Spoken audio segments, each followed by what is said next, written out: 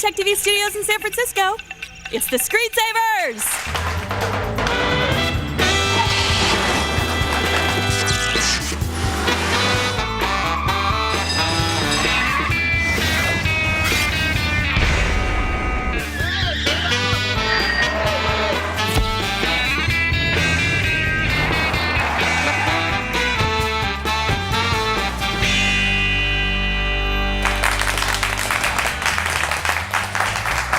Hello, and welcome to the Screensavers. I'm Steve Wozniak.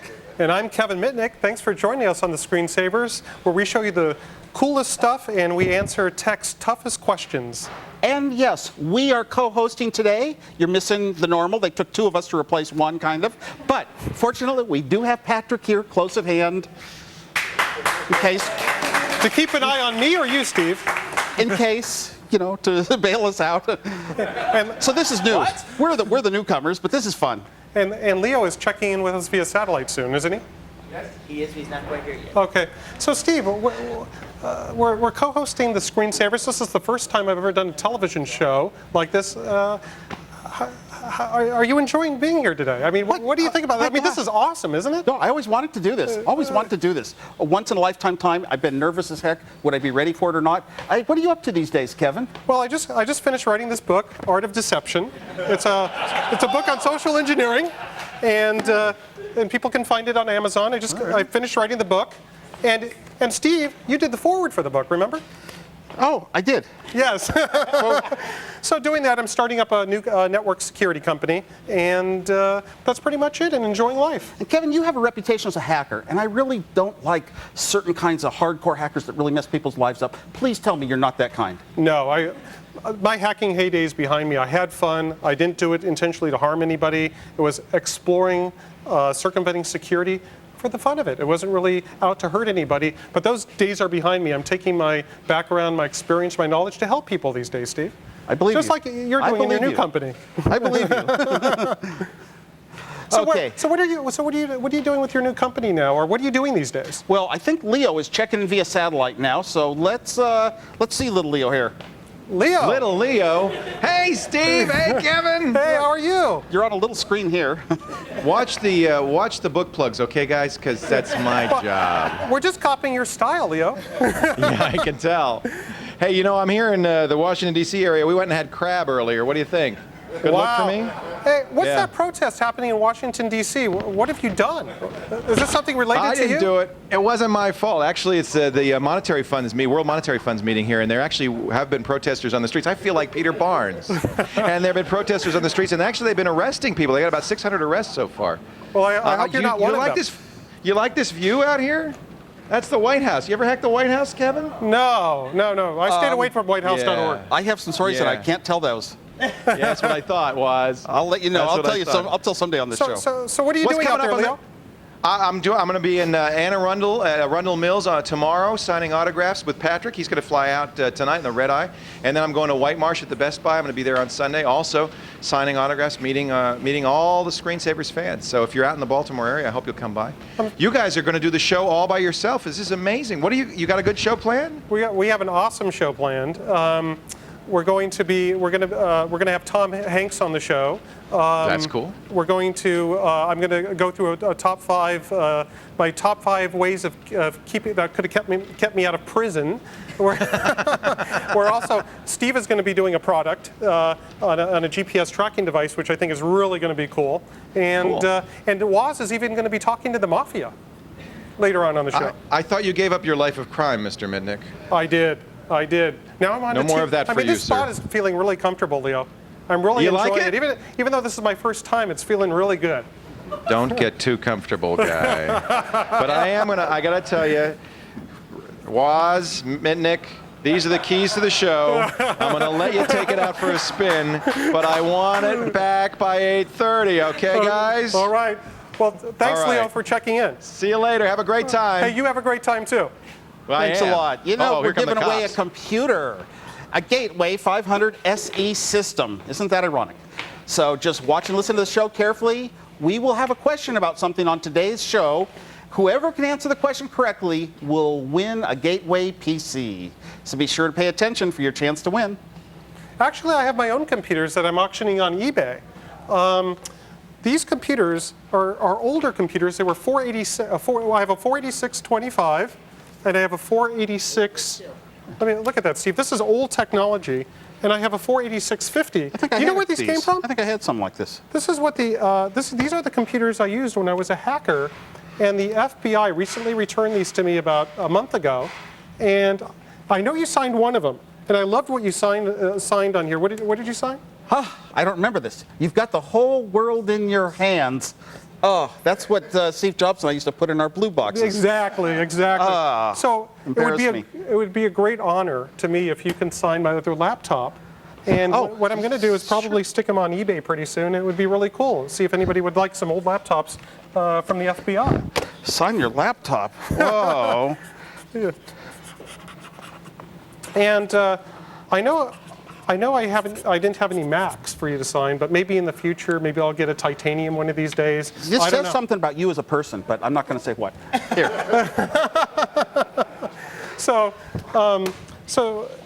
Thank you very much for signing these laptops, Steve. I really appreciate it. It's really cool. And those really came back from the feds. The FBI. Now, I don't understand this. I don't understand why they wiped the hard drives before giving me these computers back.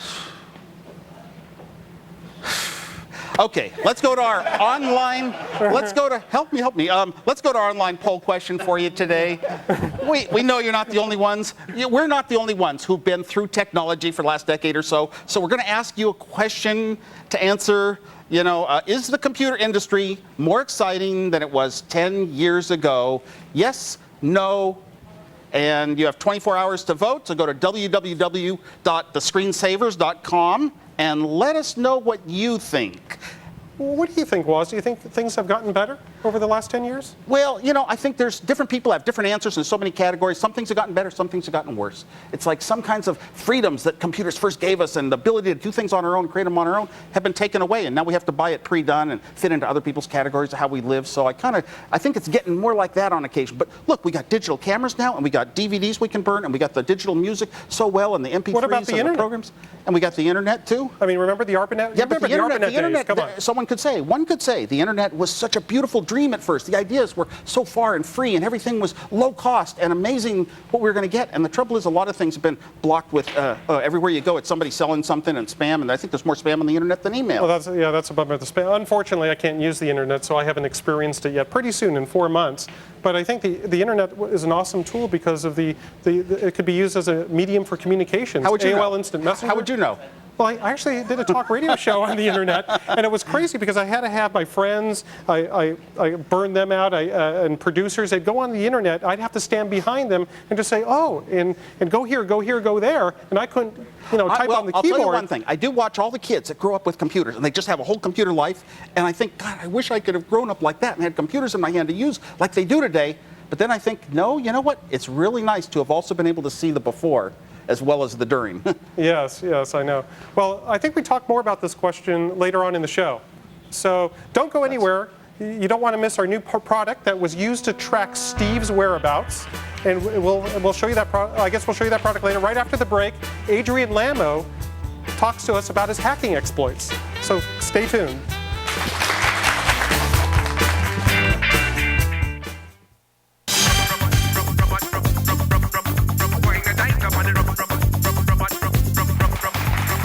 Our next guest has been dubbed the helpful hacker for his habit of discovering security flaws in company websites and then telling them about it. But some companies haven't been so happy at having their security issues exposed.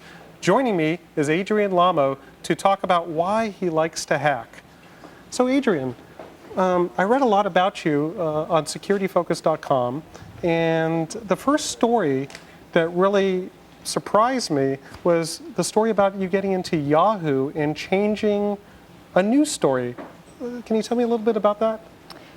Well, that was one of those things. I was sitting there with the opportunity to do that, and I just couldn't not take this opportunity.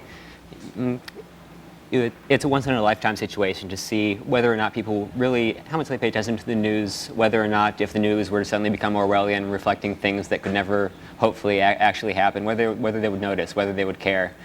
The article I changed about AOL teaming up with the NSA to monitor citizens, things like that. So how I understand this is you've been able to compromise security at WorldCom, Microsoft, Yahoo, the New York Times, and you've been able to break through their protection or their network infrastructures simply by using available tools. There are available tools on the internet, such as one I think is called Proxy Hunter, and you've been able to find vulnerabilities, and it would allow you to get access into their internal networks. I mean, was this easy for you to do, or was it, I mean, is this something simple or something that takes a lot of time and patience? Well, it's less a matter of easy or hard than finding myself in the right place at the right time. I don't really set out with the idea of, okay, today I'm going to hack the New York Times. It works out more along the lines of, this is interesting. This is on the New York Times network. I'm going to follow up on this. This looks cool. And I find myself in places where they really don't expect outsiders to be. And how did the New York Times react when they were hacked into? I saw the news story about it. How did they react to you? Like, I'm really surprised, because if I had done something like this, I certainly wouldn't be here hosting a television show. I'd probably be in custody. And I'm just really surprised that they have done nothing. Have they done some sort of investigation? Well, they appear not to have been thrilled, and I don't blame them for this. Everyone has the right to their own reactions. They officially have no action that they have taken, but it's generally understood that there's been a complaint and an investigation initiated through the Department of Justice into the matter. They tried to subpoena MSNBC for information with regards to that. I don't know where it's going from there, but it's a risk that I knew was there from the outset. Well, so why are you taking these risks? I mean, what is your motivation behind? You know, I hear about these hacks into these companies, and you're kind enough to tell them about these security vulnerabilities, and then I read a news story about it. But what is your motivation? Like, why do you do it? Mine was more for the intellectual challenge and for the knowledge I gained. What is your motivation behind it? It's a microcosm of the way I live my life. I try to see what's out there in every context that I'm in the real world. I'm just as likely to find myself, you know, in a storm drain, steam tunnel, something like that, as I am in a company network. It's less, you know, wanting to one-up these companies and more just being interested in seeing what's out there. And once I find something that really demands attention, figuring that I might as well pass it on. So what are you just stumbling across these? What are you saying? You're just stumbling across these open networks, and it's really, you have no particular goal. You just find them, and then you discover them, and then you publicize it. I mean, what's going on here? It's kind of weird to me. I like to think that I found myself in the right place at the right time to do these things. I don't think that, you know, anyone necessarily has to think that it's good or right, or anyone has to be grateful or anything like that. But regardless of whether the companies involved are grateful, I still pass along the same information and still extend the same degree of cooperation. It's what I do. I try to learn about what's around me. I think that that's the way that the net evolves, by having people put pressure on the weak points, by having people learn about what's there and how it works. So you don't really, do you have an agenda? I mean, other than just informing these companies that they have these security vulnerabilities? Is it that you want to get a job with them? Is it that you like the publicity? I mean, do you have any agenda per se, or is it just something you like to do? Sure, playing my part in the evolution of internet culture, internet technology, and the universe at large. We all do it in varying ways, but I really think that all intrusions play a part. Everything that affects the internet plays a part in helping it evolve. It's all relevant. It's all brought us to where we are today. We can't necessarily second guess it. Now, where are you doing these intrusions? Well, you don't right now. You're not living in a particular place. I understand it as you go from Kinko's to Kinko's, and you basically use their broadband to get onto the internet. Is that pretty much what you're doing nowadays, or do you? Which I would think is pretty scary, because I certainly wouldn't be caught dead in the Kinko's with all their cameras and everything, watching everything I was doing. So it was kind of surprising when I read in one of Kevin Polson's stories that you pretty much roam around from Kinko's to Kinko's. Is it? Kinko's is a big part of it. You know, there's varying degrees of exposure, but even from a really pragmatic perspective, given the video quality and the average time that those videos are recycled, I'm not really concerned about the video part of it. But now they know who you are. So I'm figuring that even if the videos are recycled, it's possibly, I just can't understand with the open 802.11 networks that you would I figure that someone in your circumstances would be using open 802.11 networks rather than risking going into a Kinko's or something like that. And it was just kind of surprising. Really, the risks you were taking were surprising to me, and I was trying to figure out, kind of in my own mind, of like why you would go into public places unless. Even though they have a sign on every Kinko's, I think, what does it, tap into our network? Like, I don't know if that's like an open invitation, but I was just like, like wondering, like I'd be kind of nervous. But I've been through a lot, and I certainly hope that that you don't end up in my shoes, because my shoes of the past, because it was a pretty unpleasant experience. Well, there's a degree of danger, but life is, as always, gradations of risk. Everything that we do exposes us somehow. But aren't you worried about getting busted? I'm concerned about it, but I'd rather that if they do come for me, that they come for me when I've done everything that I've done out in the open, not having tried to run and hide, that they come to me and I was right there, waiting, rather than that they corner me like, some sort of varmint out in the field. So what are your plans for the future? Do you want to work in network security? Where does Adrian Lama want to be in 3 years, 5 years? What do you want to do with your life? I try to avoid network security work, actually. Having worked in other fields that I was interested in and seeing how people that were passionate about things ended up burnt out and bitter about them after doing them 9 to 5 over a prolonged period of time. I don't want to turn cynical about something that I'm good at and enjoy doing. I get offered a lot of security contracts. I pretty routinely turn them down unless they're somehow exceptionally and uniquely interesting. I don't want to do network security by trade. I don't think that anyone that does network security by trade has standing to talk about network security. There's an inherent bias there. How old are you? 21. 21. Well, I definitely appreciate you coming on to the show here. I mean, it's been an honor to have you here. And you have a website. Was it adrian.adrian.com or .org? .org. .org. Okay. Adrian.adrian.org. That's so correct. if anybody wants to contact you, they can send you an email there, or go to your website and look for information how to contact you if they're interested. Yeah, my website has my relevant contact information. Okay. Well. And visit thescreensavers.com for more information. I think there might be a link to your website on the screensavers.com website. Well, stay put. Woz and I have a version of Boot Camp, and up next, while Woz was making us here to host the show, we were spying on him. Stick around to see how we did it and the results of our espionage after this web tip. You can print just what you highlight by going to Print, then choosing Selection.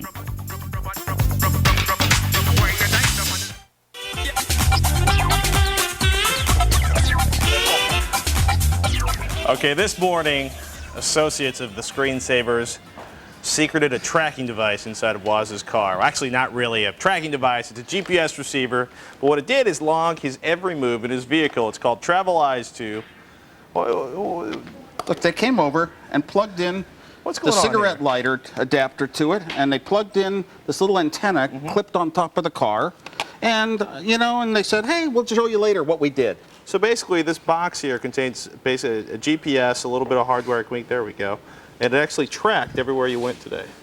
Yeah, I guess. A little frightening. A little frightening. Well, because I have trouble driving sometimes and can't find my way, and I guess I'm exposed. But I have this friend, Rick Doherty, and he puts it in his daughter's car secretly. And so you can tell she was speeding? Speeding. How many times do I tell you, you don't go to North Beach on a Friday night? So we've got some software up here. What does this thing cost? Is it $400? I think it's $300. $300. It's my recollection. So we got Travel Eyes 2 up here. We got some software. I'm corrected. It's $400. So you started out in San Jose, and I guess looking from this, you drove all the way up 280 into downtown San Francisco. Yeah, it's a pretty simple route. So we got something interesting. You said you put something special down here at the base. Well, I kind of have trouble finding my way around San Jose. You made a lot of stops here. Is that what each of these numbers is? Well, sort of. Now, I wish I could turn this 90 degrees because it almost looks like there's something in there. Everybody at home to turn their head to the side. Everybody at home, turn your head to the left and join us here on the set. Did you write something in there? Well, I think I accidentally drove in a pattern. The first one is a 4-letter word that starts with F. F-R-E-E. Free. Okay. Free. But it was accidental. It was accidental. And I suppose it was accidental to say K-E-V-I-N? Yeah, Free Kevin. Well, we'll call it wait a minute, okay. Street riding. I heard about it. It's called street riding. Okay. It's the thing to do. So GPS tracking device, you had no map. You couldn't see what this was going to see. So you basically plotted this out on a map and then drove the route and waited for it to show up when you saw it back in the studio. It actually took a long time. How long did it take to actually... I was late getting here. It took over an hour. Suddenly it's all coming together. So this would be easier on like a grid pattern in New York or something maybe. Yeah, Well, no, I don't would think be a so. No, problem. it was tough to figure out where you'd come back and would it draw the lines in between? And if we Right. unplugged it from the cigarette lighter and plugged it back in, would it show those connecting segments, which it did, unfortunately. That's pretty Makes good. it harder So it to actually read. managed to track you pretty well. So the point of this is the real world use outside of street writing. It's for people who want to track their kids, people who want to track their mileage. Apparently a lot of salespeople use it to track where they've been, and for the IRS so they can justify their 37 cents a mile or whatever people get. Yeah, you know, for a small little personal unit like this, I'd probably more for people that track their own families where they're driving and, you know, well, for good reason, No, true. But, you know, it's actually lucky that we had a few friends of Kevin Mitnik on the show today, because when we booted up the software, it was impossible to get, we had to guess a name and password that somebody had put in and we had no idea. And finally somebody hit on the right clue, but the right sequence, but it was really obscure. Always memorize your passwords, ladies and gentlemen. Travel Eyes 2, around $300, available now. It can even track Woz. You can catch the full review on thescreensavers.com, not to mention take a peek at the Woz's afternoon travel. Is it the Woz? Is that appropriate? That's quite appropriate. Okay. Yeah. That or anything, Steve. This is a man who's creative. Free Kevin in a car through GPS. That's nice. Now don't go anywhere. Trust me, you do not want to miss Kevin and Steve's boot camp. Learn the newbie stuff, best tips, cool stuff from the experts, all that and more when the Screensavers, a very special edition, rolls on.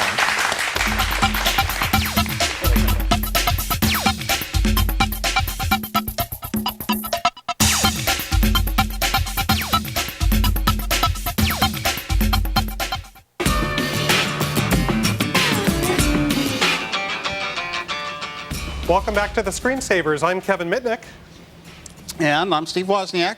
Coming up this half hour, Adam Sessler will show us how to have fun with the mafia, plus the top 5 tactics that could have kept me out of prison. But now we're going to do a little boot camp. You're going to start off with your tip? Okay. My first tip. Now, is this on Windows or Mac? I'm going to show it on a Mac today. Okay. The first thing I have is a little screen protector that keeps fingerprint oils from getting on my screen, which is very important to me. But I've learned that these things get covered with lint after a while, so I came up with my own little invention that I didn't read anywhere. I actually save the screen protector inside of its little Ziploc bag. Clever. I like And it. now, the tips I'm going to show today are a few Mac OS X shortcuts that are kind of nice and useful. Now, if I up and increase and decrease the volume, you can't hear it now, but it goes beep, beep, beep, beep, beep, beep, beep, beep, beep. But if you don't want it to make sounds, you can hold the Shift key down and adjust the volume up and down keys, and it does it silently. That's one tip. Another one is sometimes you want to bring up the control panels, the system preference panels, we call it, that adjust your screen. You can take the brightness controls that normally increase and decrease the brightness of the screen and hold down the Option key, click on a brightness up or brightness down key, and it brings up a panel, the preference panel, to set your screen resolutions and that sort of stuff. That's another tip. Or you can hold down the Option key and hit the volume up or volume down buttons, and it opens the corresponding sound control panel. Okay, the last tip I have to show. If you want to cycle, if you have a bunch of windows open on your screen, and you want to sort of cycle through them, Command backtick. It's on the tilde button. Command backtick. And it cycles window, window, window. That's the end of my tip. Wow. That's my tips for today. I'm going to have to get a Macintosh, or an Apple, or a Titanium. Okay, Kevin, how many tips do you have? Well, now it's my turn, and I have a trip on a product called Trillion. Now, Trillion was covered on the last show, in yesterday's show, and Trillion is an IM client. But what the problem is a lot of people don't realize that when they're at work and they're using Instant Messenger, their system administrator or even somebody else that's on that same network could actually eavesdrop on those communications. It's pretty scary. So imagine a lot of people at work. Now, I know a lot of people at TechTV here. I go by their cubicles, and they're on Instant Messenger all day. So all it takes is one person to go download AimSniff off of, they could find it in Google, and what they can do is, if there's somebody that's kind of sneaky, could actually intercept all those instant messages. So what do you do? But I always thought, why don't you just put a TV camera over them? You'll see every key they type. Well, yeah, that's true, but that's a little bit obvious. So what my Windows tip today. Hold on. The feds, they said you're not allowed to go on the internet, right? Right, no internet. Oh, hold on. Okay, all right. Oh, you're going to pull the Ethernet cable out. Ah, thank you, Pat. Thank you. Not connected. Not connected. Don't come after I'm me. Safe. No internet. So let me switch it over to Windows XP here. Now, here's a Trillion icon. Of course, you double-click it when it's, and I'm not going to open up a new copy. And what will happen is it will come down in your system tray. And this is the symbol for Trillion. You click it, and this is the Trillion box comes up. And to get to preferences, you click kind of here on the globe. And then you'll see preferences will be an option that comes up. You click on preferences, and you'll see a lot of preferences will come up. Now, for secure messaging, what Trillion calls secure IM, which uses encryption, so if somebody was sniffing the network, the only thing they would see is gibberish. You can do this, you can set Trillion up only when the other person you're communicating is also using Trillion. So this only works when both people that are communicating or a group of people are using the Trillion client. And how you configure it is you simply go under chatting services, and there's a miscellaneous link. Click on the miscellaneous link. And they have, normally what's here is you'll have two boxes which are not checked. You simply check activate secure IM capabilities, and you also can check, when possible, make the best efforts to maintain a secure connection. You click apply, and what normally happens when you click apply, which for some reason it's not working here, is it will actually disconnect that session and will have you reconnect, so it can create a secure session. And what will happen is on both windows that come up when you want to send messages, it will have like a little keypad lock, like in Internet Explorer or on Netscape. So that's pretty much my Windows tip today. So coming up next, Megan shows off the newest release from Google. And we'll play a little game with the Mafia when Screensavers continues. Okay, I know it won't be easy, but we don't have a choice.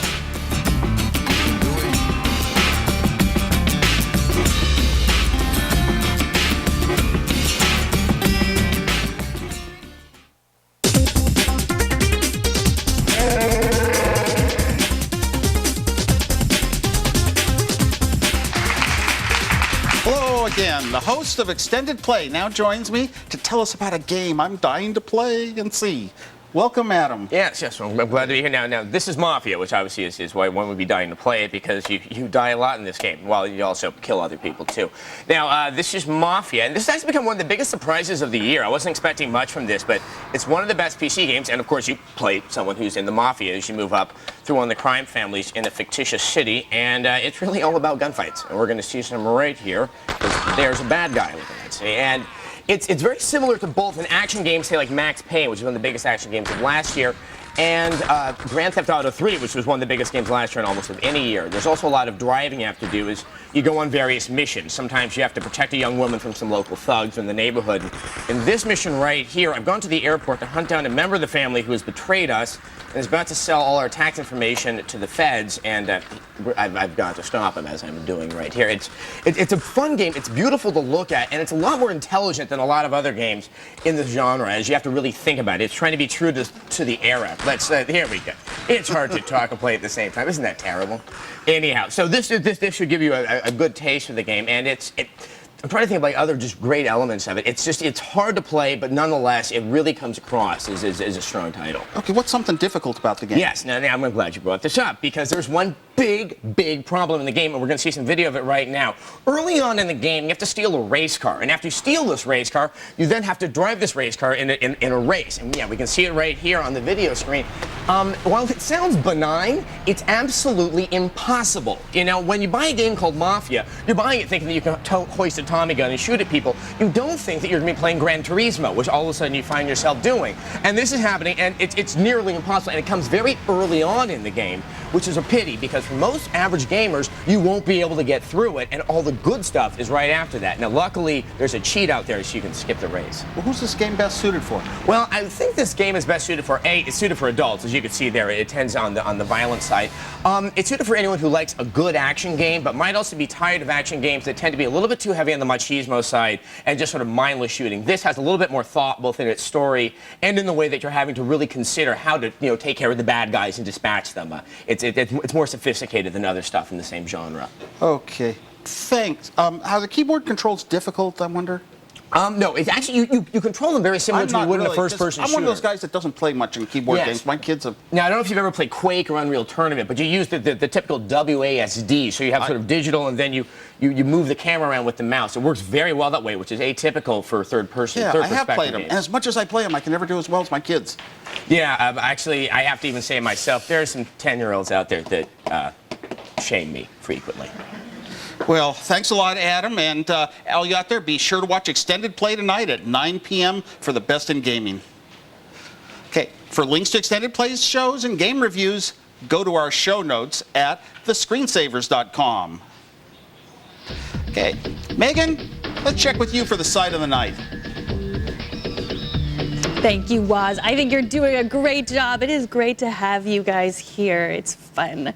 So today is Google's 4th birthday. Hooray! And isn't it just like Google to give us a present for their birthday? I'm talking about Google's new news service, and I'm going to go out on a limb here. Prepare. I like it better than Slashdot. Woo. Google's had news.google.com in beta for a while, but the newest release is pretty amazing. Let's take a look at this. They've got a new look with some images sometimes. This is the science and tech section. They have top stories, of course, with all kinds of news. World, US, business. Science and tech is my favorite, of course. And they have what I like the best. They actually do cull stories from Slashdot, which is cool. They list here like when it was posted. 2 hours ago, 1 hour ago, 55 minutes ago, which is pretty interesting. So you can actually stay pretty much up to date. And what I also like about this is it lists the different sources where this story comes from. A lot of times when you look at something on the web, especially, stories can be generated in a lot of different places and actually be false, which is no good. What I also like is the search function. So if I want to search for news about Palm, say I just enter Palm and hit Google search or enter, and it's going to find just news about Palm and really updated news as well. Of course, as everything that Google does, they use their tried and true algorithm voodoo, which I might have never been able to figure out exactly how it works. All I know is it works, and it's smarter than I am. And as I said, I like it better than Slashdot. It calls from over 4,000 sources, but considering that Slashdot is a community-driven website, you're actually going to get a lot more than 4,000 sources there. And Google News doesn't have the message board posting features, so you can't be giving your opinions on the stories. But for my purposes, when I'm collecting the news for Screensavers, it's still pretty great. So you can get to the link to this site of the night as well as other sites we featured all in the last year, every site. That's all thescreensavers.com. And we are just getting started. Coming up, Kevin has a top 5 list of the ways he could probably have stayed out of jail. I'm kind of scared about this. Plus, I teach you how to spell well on the web after this Windows tip. Go to Folder Options, then File Type. Select a type and choose Edit, then change icon to select from a gallery of new icons.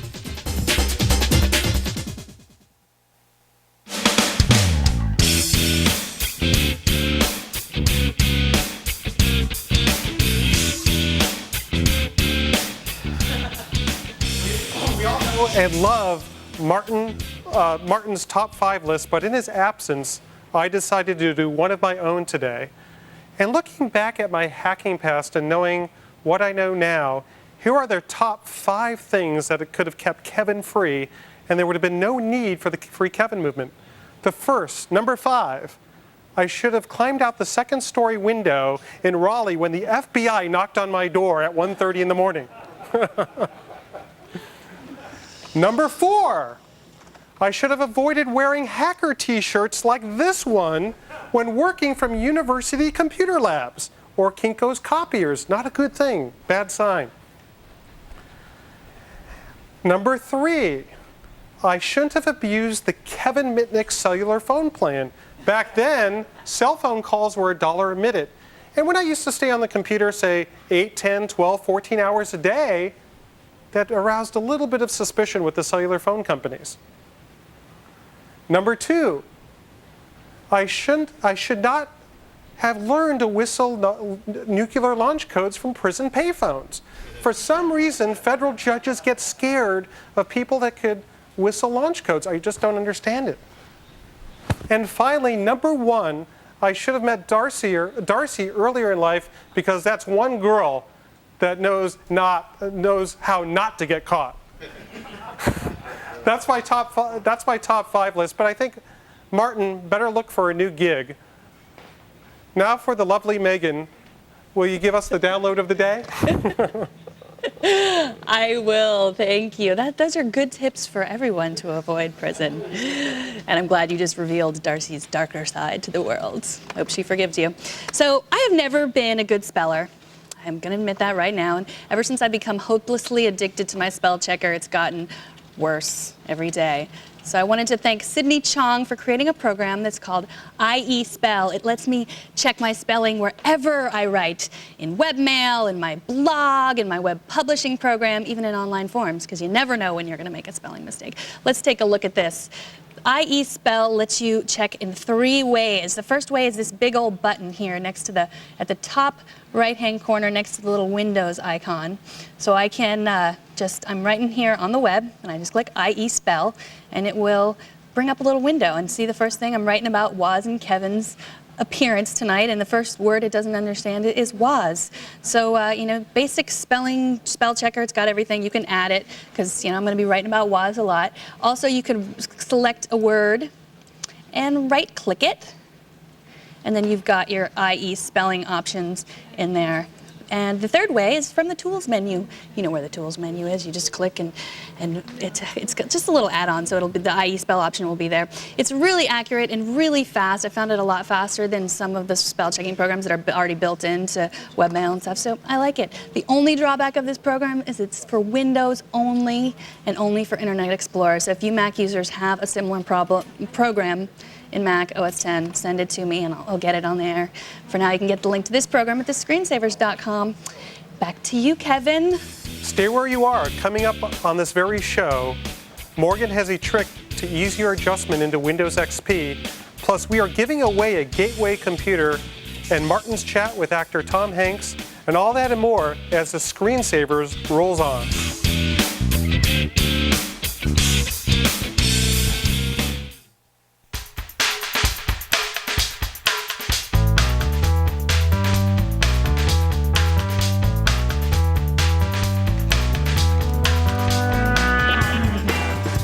Welcome back to the Screensavers. I'm Kevin Mitnik. And I'm Steve Wozniak. Thanks for joining us. Your eyes are not deceiving you tonight. Kevin and I, we're hosting tonight under Pat's watchful eye. He's our safety net. He lost his voice. Oh, man. Folks, if you want to get a hold, I'm like in safety net mode here. If you want to get a hold of you two, I had a question. You guys got websites, email addresses? How can people track you two down after the show? Kevin? Well, they can track. Actually, I do have a website, woz.org, because I'm kind of an org type person. But I have a company going now, and woz.com kind of gets to the company. WOZ.org or WOZ.com. Yeah, I was lucky to get some 3-letter domains. Back in the day, you were. Back in the days. How about you, Kevin? Well, my website is www.freekevin.com. Go figure. And then I have a new company website, which is www.defensivethinking.com. So those are the 2 websites that are related to me, besides all the other ones out there that talk about me. Those are the ones those are your websites. Those aren't other people's websites. Correct. All right. Correct. Coming up in this half hour, find out what tech gadget Tom Hanks can't live without. And I hope you've been paying attention to the show, because we are going to give away a gateway computer. So let's check in with the fine folks at Tech Live to see what's coming up tonight. News anchor Michaela Pereira joins us from the Tech Live set what is coming up? We have a great show. I was just going to say, I think Patrick does a very good executive producer thing offset there. That's very cool. I think I might kind of, maybe he can come over here and help. You're doing a great job. You're like the guy on Regis and Kelly. Get him off the set. We are going to give you a quick peek at what's coming up on Tech Live, which is right, of course, after the screensavers. Overheating is more than mere inconvenience for athletes out on the field. We all know too well that it can, in fact, be fatal. But the answer to helping overheating football players keep their cool could lie right in the palm of their hands. Coming up on Tech Live, we're going to show you the device that some football teams are using to make sure their players don't get too hot under the collar, and we mean literally. Also, these, you're going to see them in a second, those ones, those stoic faces, they're cracking up. Mount Rushmore, one of the nation's more prominent national landmarks, chock full of crevices, and we're talking more than just wrinkles on old Abe's face. Coming up on our show, I'm going to tell you how researchers are finding these cracks and doing a little lifting and tucking. No, they're going to fill them in. We'll tell you all about that on the show tonight. Our show, of course, is right after the screensavers, 5:30 Pacific, 8:30 Eastern. Gentlemen? Yeah, thank you. Earlier in the show, we introduced our poll question and of the night, and we're asking you, is the computer industry more interesting now than it was 10 years ago? Whatever that phrase means to you. Well, what do you think? Well, it's kind of a problem. It's a problem to answer that question. You know why? Because for 5 years, I wasn't even able to use technology. But from what the computer industry was back in the early 90s, from what I've known before into now, I think it's awesome. I think that there's been a lot of advances. I think the internet is really cool, and I really want to get on there, and I'm going to have to wait 4 whole months to do it. And I don't know. The computer industry, I think, is advanced. Look at the speed of processors. Look at the cool gadgets that are out there. Look at that camera you have in your pocket. I mean, I just think it's cool. I love it. I mean, what do you think about the computer industry? Yeah, I love that camera. Yeah, it's fast too. Yeah, changed my life. what? I really do think we probably have. Things are better today, but interesting is a thing like you get used to it. You kind of get used to it and you expect this and you expect that, and now it's sort of like a job and you have to do it. And boy, when I was teaching kids computers and it was like so rare to even have a computer, the word computer was magic. There was something that inspired them to want to learn more than now you say, you get a computer class, and it's like, so what? It's an everyday thing now. Yeah, I guess the excitement is grown. Not really grown, but I guess it's dissipated in a sense because it's taken for granted. Yeah, and then also, these days. and back when it was like you got a computer and you got a programming language, and that was about all you had. You almost had to create your own world, and that's really motivational because it's under your own control how it's going to work out in the end. You don't have to remember this particular menu has this particular menu item and it works this particular way when it works. So cool. You blame yourself, and you were autonomous and all that stuff. I guess our online poll question for today is the computer industry more exciting than it was 10 years ago? And you have to answer yes or no. You have 24 hours to go vote, so go to www.thescreensavers.com and express yourself. Now let's take a call from Morgan. Morgan joins us on the phone from Phoenix, Arizona. Thanks for joining us, Morgan. Sure. Is that Morgan? Hi, Woz. Hi, Kevin. Hi, how are you? Got a question for us? Pretty good, yes. Kevin, I've been a fan of yours since 95 when this book came out and 96 when this book came out. And I was wondering, out of all the books that have been written about you, which one is the most accurate? Well, I would say The Fugitive Game is more accurate than any of the other books about me, but I can say the most accurate book will be the Kevin Mitnik book when I can publish that book, and I think it's going to be about 7 years from now because I had to sign a certain agreement with the U.S. government during my plea negotiations that I can't publish a book about my stories until a certain amount of time passes. Kevin, the person you were interviewing said something about, if you do something openly, and if you take credit for what you do, you're not going to do anything so bad it really hurts people badly. But it's weird because here's a case where the government's the one trying to hide what's the truth, what's really happening. Yeah, my hands are tied, unfortunately. If I didn't sign that agreement, I probably wouldn't be here co-hosting a show with you and Pat. I'd probably be raking some leaves on some, You think the government would want that information out because it would help prove that they were right about you? I don't think so. I think rather than getting into the specifics of the story, The Fugitive game is a more accurate story, but none of them are completely accurate. And thanks for the call, Morgan. Okay, thank you. Yeah, you're welcome. Now let's get a Windows tip from Morgan.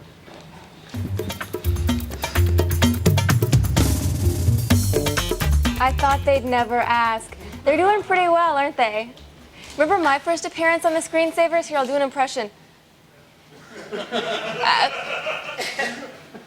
I did Sight of the Night, I think. I'm trying to remember what I did. I think I did the Google paper, Anatomy of a Large-Scale Hypertextual Search Engine. I think that was my first Sight of the Night.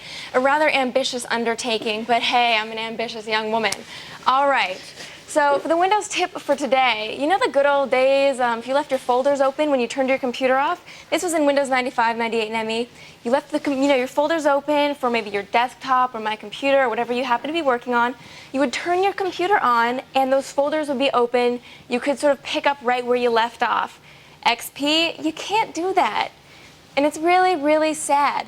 Until I came and showed you how to turn that feature back on in Windows XP. I know you're all sitting there saying, whew, glad Morgan's here. All right, so you just open up any folder, my computer, my documents, whatever you happen to have open.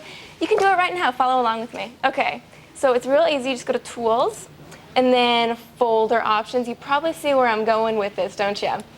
And then it's not on the first tab, they hide it on the second tab. And then you have to go all the way down to the bottom. And it is Restore Previous Folder Windows at Log On. A quite verbose way to say it, but I don't really know how I would say it any better, so I guess I gotta give them a little respect for that. We just check it, okay, and then we hit apply. I guess we could just hit okay, that would have the same effect. And now it's good, when I restart my computer, I'm gonna have this folder on my desktop waiting for me, reminding me to say, I don't know, do my homework or finish that paper that I was trying to put off, like I always do.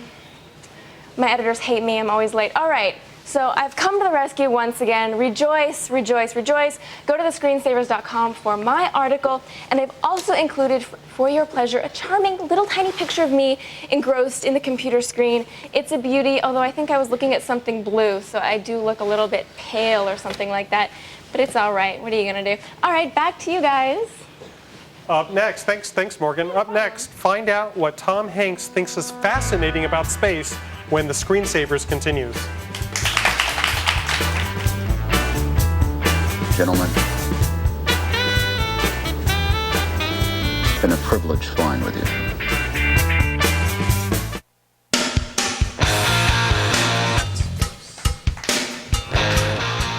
Welcome back. Martin recently sat down with actor, producer, and director Tom Hanks at the Apollo 13 IMAX premiere to find out exactly what fascinates Tom about the space program. Let's take a look. 9, 8, 7, 6. Ignition sequence start. 3, 2, 1. Ignition.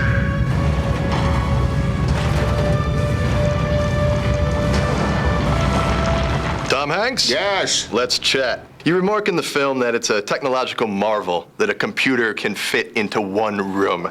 I mean, you're and hold millions of bits of information. I mean, how amazing was that they actually controlled spaceships and got people to the moon with such primitive technology? I think it's astounding. I think it's absolutely astounding that, you know, slow-moving things. The computer on board, both the command module and the lunar module, is not as powerful as a calculator you'll get. It couldn't even add. Didn't have the functions in order to add up numbers. They still had to do that with pencils and slide rules. I think it's just a testament to, you know, what people can do with whatever tools they have at their disposal. And precisely. Right now we have really powerful computers that can fit into the palm of our hands. Have you taken part in the computer revolution over the past 10 years? Not really. I still use it pretty much as a glorified typewriter and a way to print pictures. I mean, I have a bunch of stuff, but I, you know, even like date books and calendars, I still just go and write it down on a piece of paper. So when you're researching the space program, World War II, any of your interests, whether or not it's for a film, do you go to the internet?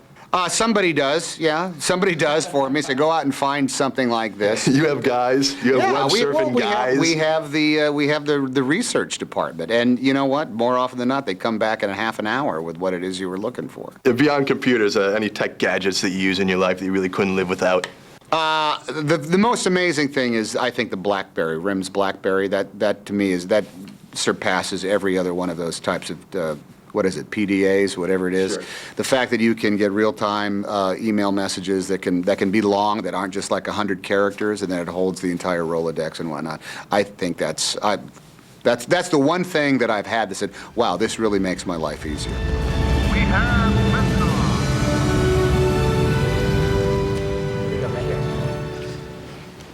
Check out our website, thescreensavers.com, to find out if Tom Hanks is going to be a space traveler one day.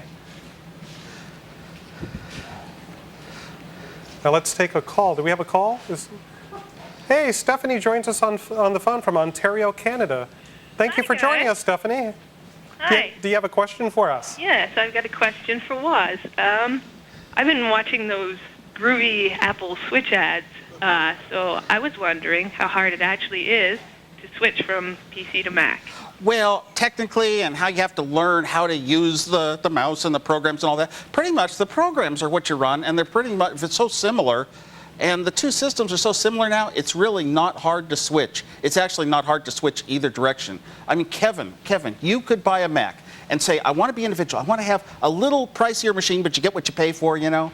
And you could, and I want something special that's a little more special in the world than just every other machine that's sort of the same.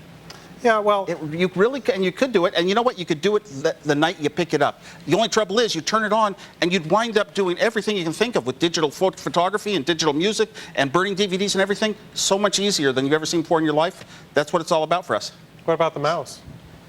What about the mouse? Well, if you got to buy a laptop, you got a trackpad, and the mouse is great. Well, you have a titanium, so I mean, you know, do you use Windows much yourself? I use Windows very seldom. I actually used it a little yesterday, but it's virtual PC program. But now you're becoming a Unix user, because with OS X, it's really a free BSD kernel. Have you ever used a Mac? Years ago, I used a Macintosh. Okay. Years ago. Don't forget, there was a time when the Mac was what we see now in computers. Every computer today is a Mac, really. And because there was a time when PCs were something totally different with all this gooky tech stuff and. Yeah, exactly. How long have you been using a Mac, Stephanie? A Mac? For a couple years, 2 years or so. Well, I mean, what do you think of it? I mean, you've used both platforms, PC and the Mac platform. I mean, what's your opinion? I'm liking the Mac. Well, that's glad to hear it. Sounds right. I mean, well, here's the creator, right not here, quite, right in front of you. Not exactly, but yes. Let's take another call. Thank you, Stephanie. Scott joins us from Mount Iron, Minnesota. Thank you for joining us, Scott. Do you have a question for us today? Hey, Steve. Hey, Woz. I had a question. I have an iBook laptop, and I was wondering, the battery life, I get about 2 hours, and Apple says 5 hours, and I was wondering, how can I maximize my battery life so I can get more battery? Well, it depends kind of partly on what operating system you have on for some of the answers. Oh, it's Jaguar. What? It's Jaguar? Yeah. Oh, Jaguar. Yeah, macOS 10.2, the new Jaguar. First of all, turn the brightness down. That's the main single thing you can do. Take out any plug-in cards that you're not using, any plug-in accessories that might be drawing power. Turn off the airport, the Wi-Fi system, if you're not using that. Turn off any networking facilities that you can find that you aren't using.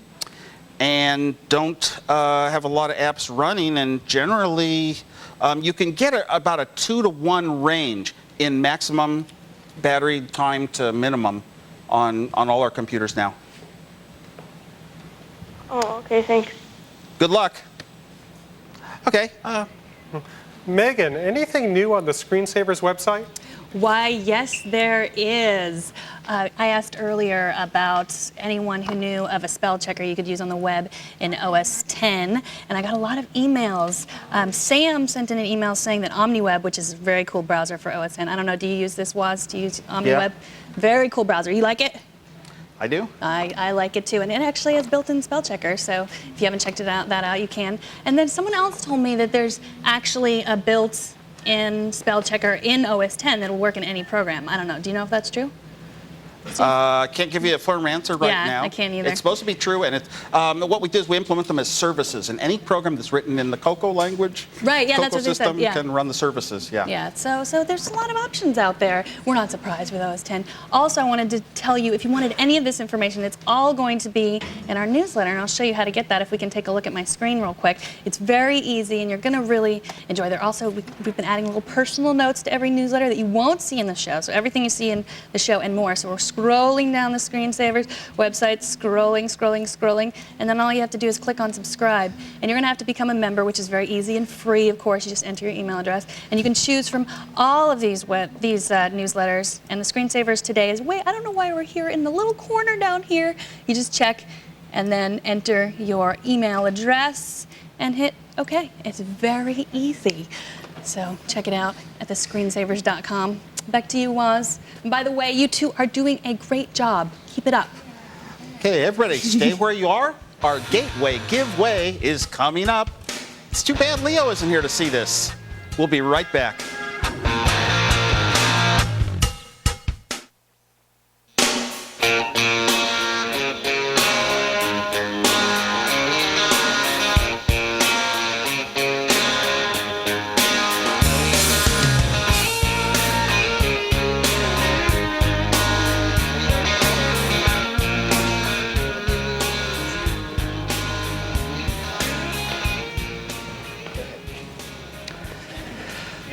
Sometimes I don't welcome back. read as well as I should. Welcome back, folks. It's time to find out who's been listening closely. So don't you go anywhere so they can win our very. We're doing this together, all of us. The last I saw the name Patrick up there, so I was a little bit confused. I'm thinking I'm always over there, and Steve's like, come on. Anyhow, who's going to win a Gateway 500 SE computer? Marvin joins us on the phone from, I hope to say this right, Soledad, California. Did I get that right, Marvin? Yes, you sure did. Excellent. So I understand you have a question you want to ask us first. Well, yeah. I wish Leo was there.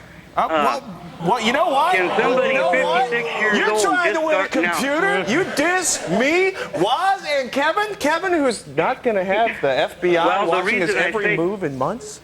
Well, the reason I say that is I think he's closer to the question. And that is, can somebody 56 years old learn how to run one of these things? Yes! I don't know. Depends. Depends on the brand. You know what? You actually can, but it takes a lot of time. Unfortunately, some of us don't have a lot of time, and you really need some good instruction. And one of the problems is you can learn a computer 1 year, and 2 years later, they're all different. So you have to relearn it. That's where the kids have a big advantage over us. I know that. What kind of stuff do you want to do, Marvin? As far as learning it? Yeah. Well, I guess like making pictures and digital photography and maybe even DVD or, how you put them onto a disc. I'll tell you pictures what. Either way, you're at a great time because it's never been easier to work with digital photography on a computer, Mac or PC. And I got to say, Mac probably, if you've never used a computer before, this is one of the places where the Mac would shine because if you picked up an iBook or if you picked up the all-in-one, the iMac. How soon we forget, right? The one that's disappearing. You pick up an iMac or an iBook. It's got great, software for iPhoto. It's got great iMovie video editing software in there. It's easy to learn. There's pretty good instructions. A little bit extra software. You can do just about anything on that platform. Okay. For a little less, not much less money, especially if you buy the entry-level iMac. You can get an entry-level PC. Windows XP, the software that comes free with it is not as nice as the software that comes with the Macintosh and OS X with the iMac. But it's still a lot easier. Did I just hear a gagging noise from back here? Somebody really doesn't like the XP operating system. But there's still a lot of easy stuff. It's about as easy as it's going to get. But Steve's got it totally right. What you want to do is you need time. And if you got somebody who can help walk you through it and make it a little easier for you, explain stuff as you go along, yeah, you can learn. Well, about 20 years ago, I thought like heck to get, I was not going to go away from my slide rule. And when I finally learned how to use a pocket calculator, Well, we wish you luck, but now, are you ready for the question? I hope. All right. Okay, here it is. Who did we talk to, or who do these guys talk to by satellite at the very beginning of the show? Leo Laporte. All right. Congratulations, Barbie. I got some good news for you. I can't believe it. You got a computer.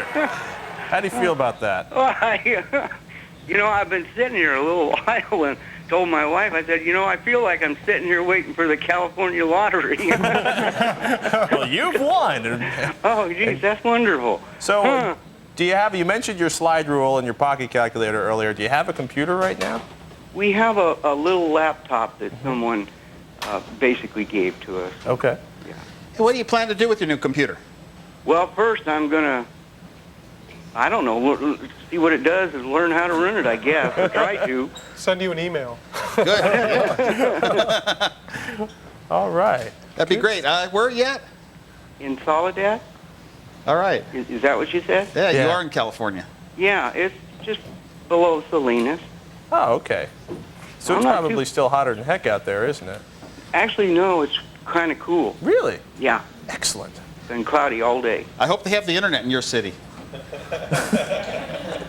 He's pulling your leg, Marvin. Congratulations, man, and thanks to everybody who entered and made this one of our biggest giveaways yet. Good for Marvin. You think he's gonna? What do you think? Is he gonna fire it up? Can he call you guys What do for you help? mean? Yeah. Actually, we probably should say, yeah. You can call Sure. you guys on the show, too. Call the screensavers. They'll give you our phone number. Actually, call for help probably a good place to start too. So, coming up next, what are we going to do? Is it time to find out Poll the results, poll poll results? results, poll results, poll results. Our very own Megan. You remember the question was, what was the question? Has the computer industry become more exciting? Was it more exciting than it was 10 years ago? 78% say yes, and 22% say no. And if you have something specific to say about this, you can also go to thescreensavers.com and post in the talkback section of why you think. Because I think this is interesting, because I think we have a lot of people out there watching. They've been around 15, 20 years, or they're really young and got some different views there. And while you're at thescreensavers.com, be sure to download our new wallpaper. And this just in, you can download our new opening, where we run the credits at the beginning with Pat and Leo in the car, especially the part I like when Leo can't really get out of the car. It's funny. Don't tell him I said that, okay? Stay put. Kevin, Steve, and Pat will read your emails when we come back.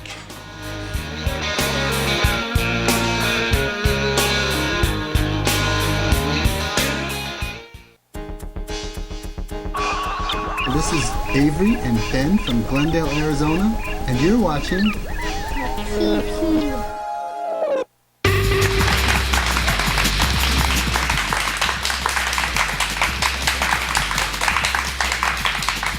Be sure to catch Monday's show. Yeah, find out what Tech Toys comedian George Lopez keeps in his trailer. Plus, how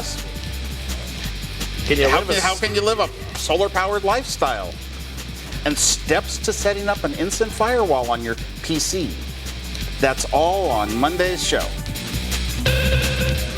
Well, Windows XP has an instant firewall. Well, actually, I should correct that. we're going to set up a free and open source. It's called Smoothwall. We're going to set up an open source firewall. It's a combination. Basically, it sets up as a firewall, a proxy server. Basically, you can cache as an internet server on basically an old 486 or a Pentium class PC. Okay. So it's not on your PC. It's like on your home network. So what's really slick is for nothing. If you download the free version of it, you can actually connect it through a USB cable modem, a modem, or over an Ethernet connection to a cable modem or DSL modem. So it's pretty fun. That sounds pretty cool. Yeah. I want to tune into that show. That's on Monday. Yeah, That's on Monday. It'd be awesome. So it should be good. You guys got questions? This is an interesting one from Witchblade, age 32. I'd love to learn how to hack a computer. Yancey Butler fan. But not like they teach it in. But they don't teach it in public college. Where can I learn? I don't know if I should be instructing people how to hack computers on the screensavers. The rule of thumb is if you can't figure out how to learn how to hack, especially in the age of the internet where all the tools are openly available and searchable on any major search engine, you probably don't deserve to learn how to hack. Hint, hint. Failing that, go to Amazon.com or perhaps your local bookseller and see if they have any books on hacking, because shockingly enough, there are entire 600-page tomes on how to hack. If you can't find any of those because you have a more responsible bookseller, look at the books that teach you how to defend from hackers, and then pretend you're not the defender of the servers, but you're the person who wants to hack into the servers. Hint, hint. Don't get caught. It's all about, look, hacking's been so, the whole concept has been so abused in the past few years. Hacking is about being curious and exploring and trying to find out new and exciting stuff. Go explore. Go search. And I'll tell you what, if you go to Google and do a search on learn to hack, you're not going to get a lot of useful stuff. There is a good website, www.packetstormsecurity.com, has a lot of different tools and tutorials and stuff like that, from what I understand. And that might be, notice the qualification, from what I understand, and that might be a resource. Yeah. From what people have told me, yes. You know, or actually go to DEF CON and defcon.org and read all of the collected notes from all of the seminars that are put out at each of these conventions. Lots of stuff out there. You just need to be a little creative in finding it. Yes. Sorry. Yeah, and if you're afraid of all the hackers, you're not too well protected, get a Macintosh. Do we have time for another? I think we do. Well, let's see. Here's a question. What do you like, Steve? Okay. Here's a bunch of questions for me. Okay, what does he feel is his greatest accomplishment in life? I'd say starting the first dial-a-joke in the Bay Area, back before you could even own an answering machine or a phone. You could only rent from the one phone company, which was a monopoly back then. And same question for you. Your best tech. What's the best thing that happened to you in my life so far? Meeting Darcy. Oh man, I think that's it for this edition of the Screensavers. I'm Patrick Norton. And I'm Kevin Mitnik. Thanks for joining us. And I'm Steve Wozniak. And we'd like to thank our guests, Adrian Lamo, Adam Sessler, and Tom Hanks. We want to wish Darcy good luck in his future endeavors. Head down south. Good night, everybody, and thanks for watching. Gentlemen, thank you very much. Good stuff.